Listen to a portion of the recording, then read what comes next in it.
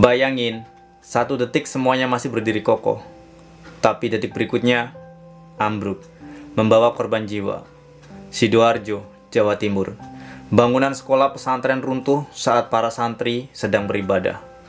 Dan ini bukan pertama kalinya. インドネシアの東ジャワ州で29日、イスラム系の寄宿学校で礼拝堂が崩壊し、男子学生ら3人が死亡、100人近くが怪我をして搬送されています。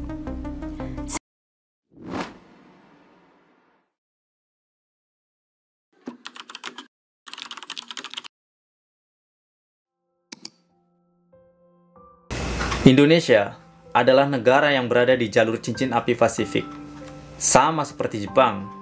Artinya, resiko gempa bumi dan kerusakan bangunan itu sama besarnya. Tapi, kenapa di Jepang saat gempa besar terjadi, gedung-gedung jarang sekali runtuh? Bahkan rumah kayu pun tetap berdiri. Kenapa bisa begitu?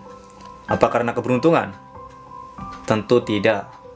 Jawabannya ada di teknologi konstruksi, kualitas material, dan kesadaran masyarakat tentang keamanan bangunan, serta tanggung jawab konstruksi.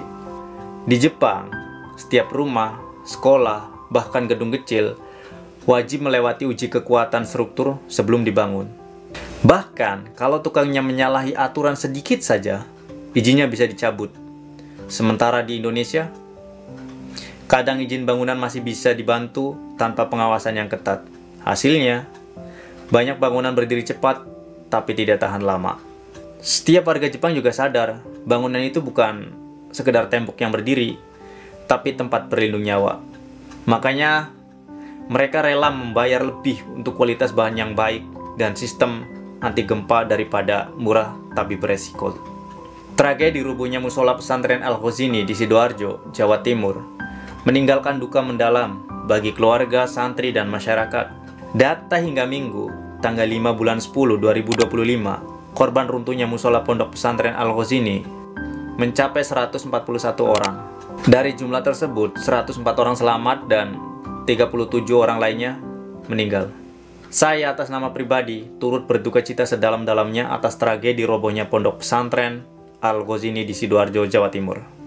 Kejadian ini menjadi pengingat bagi kita semua bahwa keselamatan dan kekuatan struktur bangunan adalah hal yang tidak boleh diabaikan.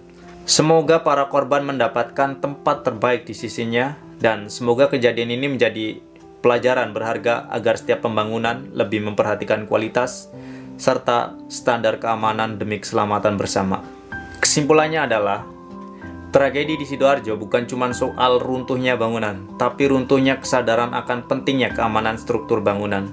Indonesia sebenarnya bisa belajar dari Jepang, bahwa pembangunan sejati bukan hanya tentang cepat berdiri, tapi juga kuat bertahan. Menurut kalian, apakah Indonesia bisa menerapkan sistem seperti di Jepang ini? Tulis pendapat kalian di komentar. Saya Priyuda Pertama. Assalamualaikum.